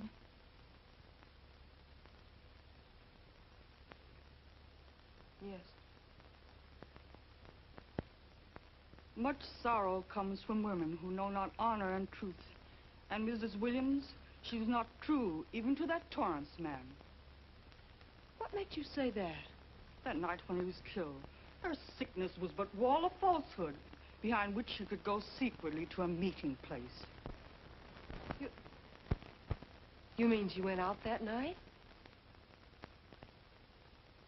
Sue Lynn, are you sure?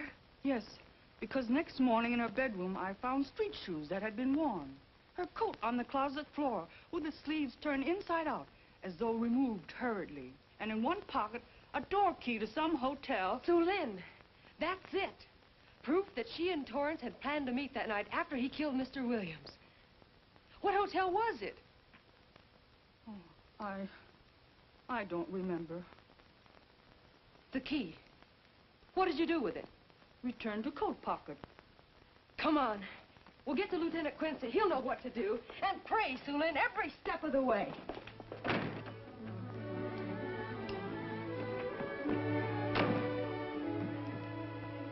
Now hold everything. Even if this long shot don't work out, we'll just keep on pitching.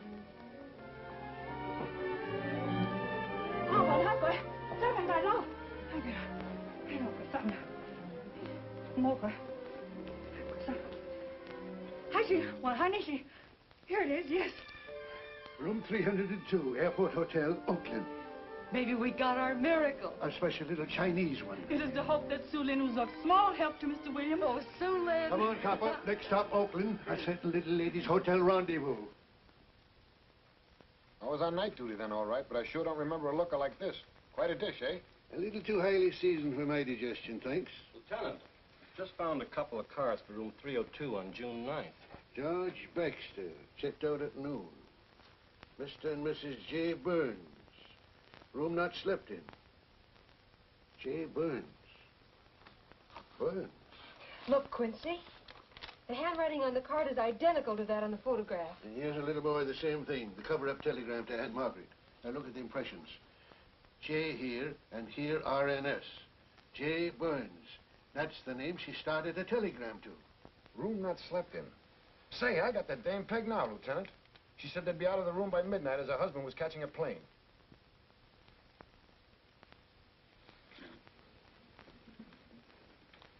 But Quincy... Reservation for Sam Andrews. Yes, sir. This ties it all up, doesn't it? Yeah, like a greased pig. What do you mean? We've got the evidence now, the proof. Of what? Sue Lynn's theory that Irene was playing the field? This evidence only proves that she came here to keep a date with a man named Burns. We can't even prove that he didn't keep the date. But you know he didn't. There wasn't any Burns. It was only a name that she and Torrance used. Fine. If you can prove that, Williams will be free. But none of this will prove it. Sorry, Copper, but we are just up another blind alley. Wait. Yes, sir. There's a couple of sample cases from Mr. Sam Andrews. Came up from the station this morning. Take them to Parlor B right away. Sure thing, sir.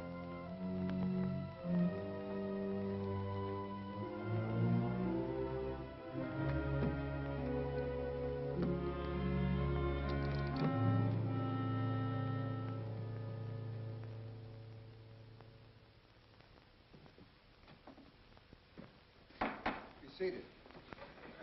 Case of the state versus Walter Williams. Proceed, Mr. Aldridge. Your Honor, we will call Mrs. Irene Williams. Take the stand, Mrs. Williams.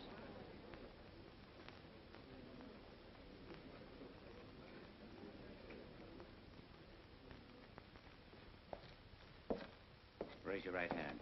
Do you solemnly swear that the testimony about to give in this cause to be the truth, the whole truth, and nothing but the truth, so help you God? I do. Hey, what cooks? The defense calling her? Mr. Eldridge, what's the purpose in calling this witness? Merely for purpose of identifying handwriting.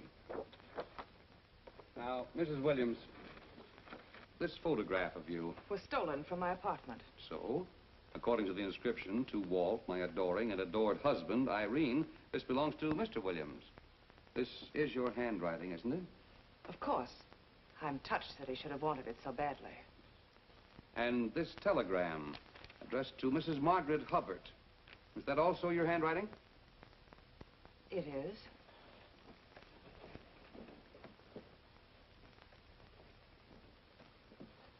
Now, Mrs. Burns, I mean Mrs. Williams, this photograph is inscribed to Jim, my adoring and adored Irene. Did you write this, too? I see no point in all this. Merely answer counsel's questions. Did you write it? I did. And these letters addressed to Mr. James Torrance, did you write them? Yes.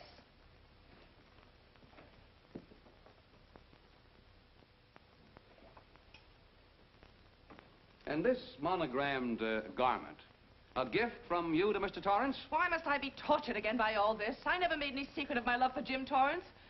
That's why he's dead. Your love for Jim Torrance. Yet on the very night he was killed, you had a rendezvous with a man named Burns, didn't you? I don't know what you're talking about. I don't know any man named Burns. I was at home that night, very ill. Oh, yes, the sleeping pills. Well, you must walk in your sleep, then. For you spent at least part of that night at the Airport Hotel in Oakland, where you registered for Mr. and Mrs. J. Burns. Don't waste the court's time trying to deny it. This is the registration card that you signed at 9:20 p.m. And there's the room clerk who assigned you to room 302. And this, Mrs. Williams, is the key to room 302, which you very carelessly left in the pocket of a coat which was found in your closet yesterday. All right, I was there. Now are you satisfied? Not quite. This J. Burns, Mrs. Williams, is his first name Jack? Yes. Have you been in contact with him lately? No. How long since you've seen or heard from this Jack Burns? Well, I don't know. I don't remember. You bet she doesn't remember, because there isn't any Jack Burns, and there never was. That was an alias for Jim Torrance. And it was Torrance who was to have met you that night, after your charming little plot to kill your husband had been duly executed. It's not true. It's not true. I have bad news for you, Mrs. Williams. I can prove it's true. These pajamas, these letters, this picture, all of which you identified for the court, were found in this suitcase, which is full of the clothes and personal belongings of Mr. James Torrance. And the suitcase was found in the baggage room of the Airport Hotel, where it's been held since June 9th. And it says on this tag, in large print, hold for Jack Burns. That is all, Mrs. Williams. Just a moment, Mrs. Williams. Your Honor, in view of the evidence presented, we now ask for a dismissal of the state's case against Walter Williams. And we intend to charge Irene Williams with conspiracy to commit murder against her husband, Walter Williams. Oh, no.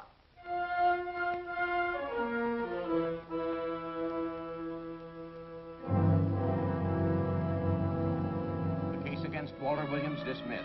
Court adjourned until 2 o'clock. Well, that's that, Walt. Congratulations, Mr. Williams. I haven't the words for it, Quincy, but we could never have made it without you. Ah, sure you could. You know, son, right always wins if you give it a little push. Especially when you get a copper like this one to do the pushing. Well, I'll be seeing you. You know, it'll seem kind of strange being able to eat and sleep without someone getting in your hair all the time. Oh, fine, Walt. We're looking forward to having your hand on the wheel again. The Denver plants are waiting for you to open them. You think you can make it the morning? How about it, Counselor? You bet you can. Oh, good. Well, I'll be running along. Well, you think you like Denver? It's okay by me, boss. Yes. Impact. The force with which two lives can come together. Sometimes for evil, sometimes for good.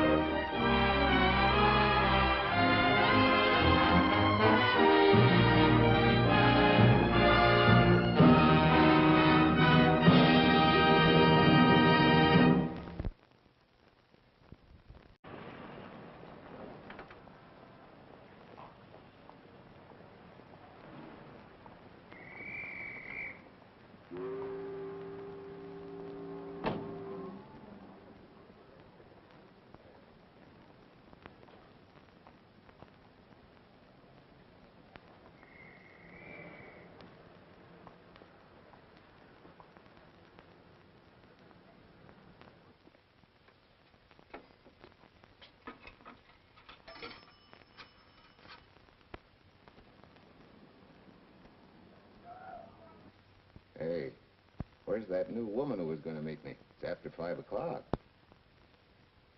Oh. Gee, I was so sure you were going to be okay. Maybe you better get yourself another dentist, huh? Of course I understand, honey, of course. Just to prove it to you, I'm coming right on home. No, you really mustn't, darling. I'm going to be perfectly all right, really. And besides... Besides what?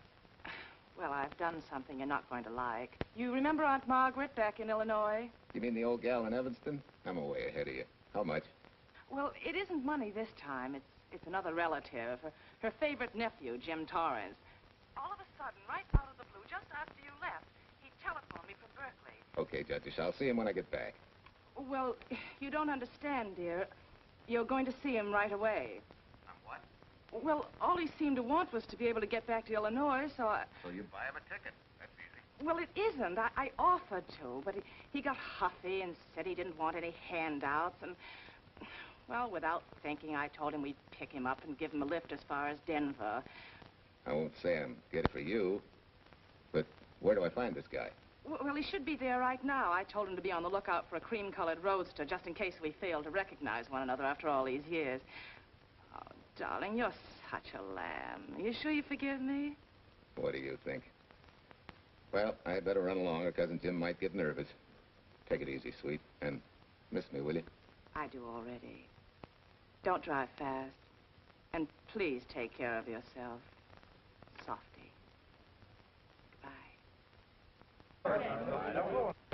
Della, I was asked to rush this up for Mr. Williams. Get my wife, Della? Your maid said she'd gone to the dentist. I gave her the message. Oh, fine. Oh, this just came. Thank you. What about those papers? They're here. Burke's checking them now. Good.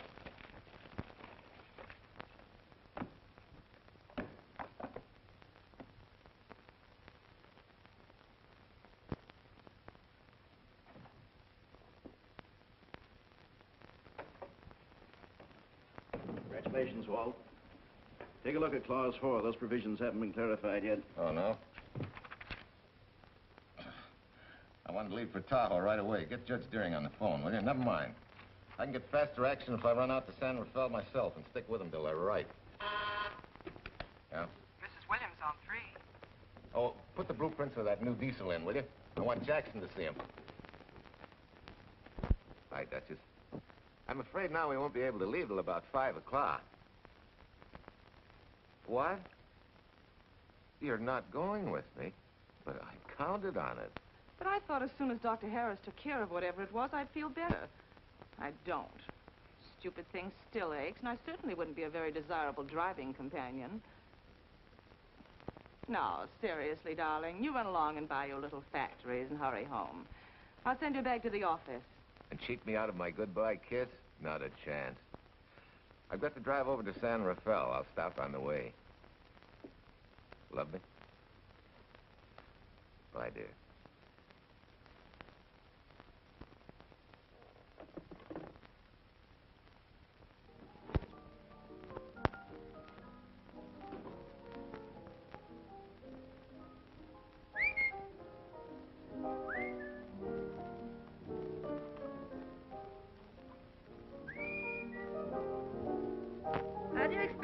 whistle through a toothache.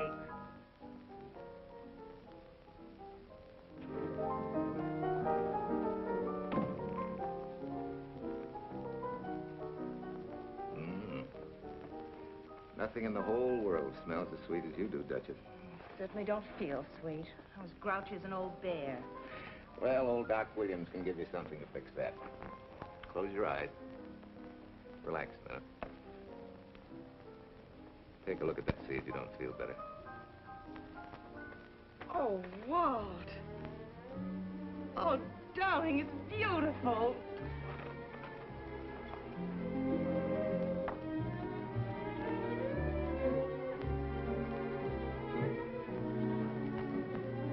Not bad. Not bad at all.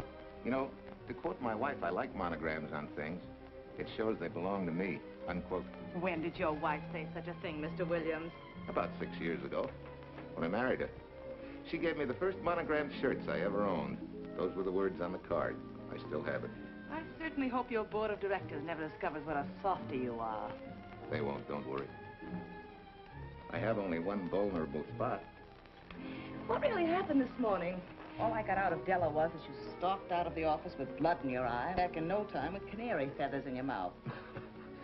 Oh, I clipped those birds' wings, but short. No one's gonna vote me down, sweet. Not when I know I'm right. Mm-hmm. But how did you convince the board of that so quickly? With subtle hints and easy persuasion. Like this. Either I get what I want, or you get yourself another boy. And that's all right with me, too. But... Walter! What a clumsy ox. I'm sorry, Duchess. Oh, please, sweet, don't be so upset.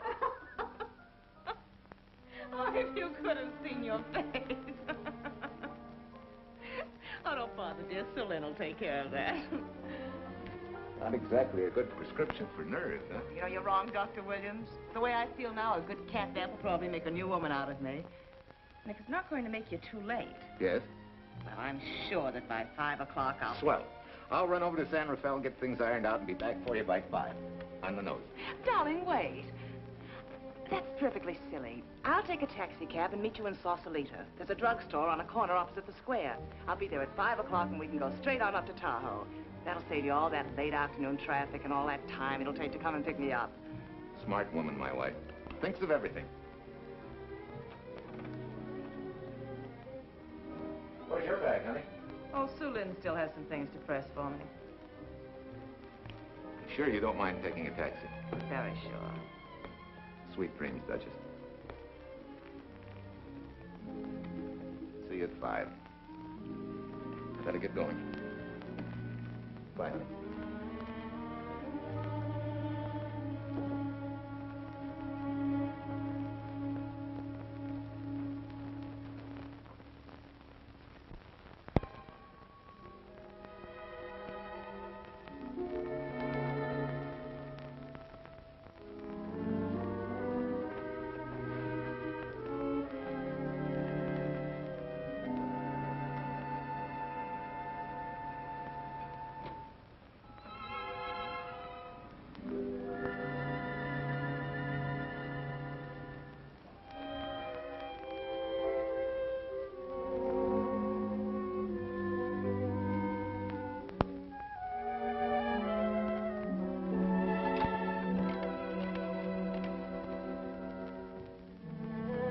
Long distance?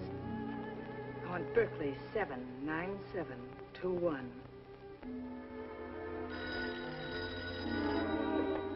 Hello. Ah.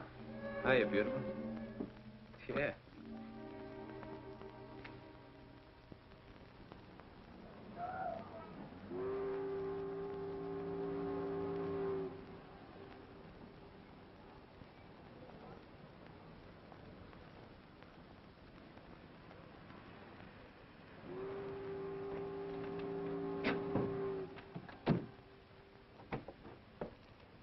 Here. Don't forget, turn this stuff over to a bellboy at the Airport Hotel in Oakland. Tell him to hold it for Jack Burns. Jack Burns, the Airport Hotel. That's right, I'll be checking in later. What do I owe you? $1.15 a here. All this stuff back to Oakland. Yeah, here. Buy yourself a new key. Thanks.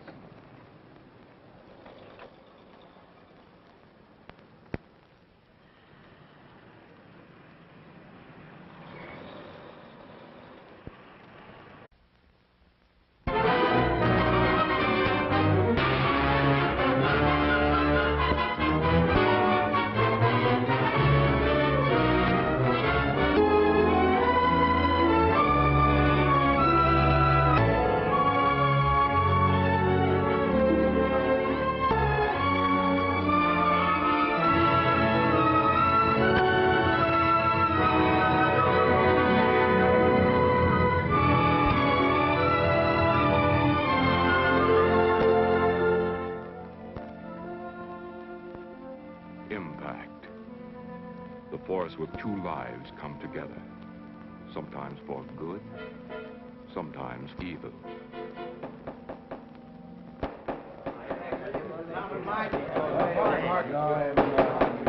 I say, Williams, allow him to win on this. I'm definitely against it. Williams seems to forget we have our stockholders to answer to. Phone Mrs. Williams, Della. Tell her to be ready in about an hour, and I'll pick her up. Yes, sir. You phone San Rafael and see if those papers are on the way over from the executives. Yes, Walt.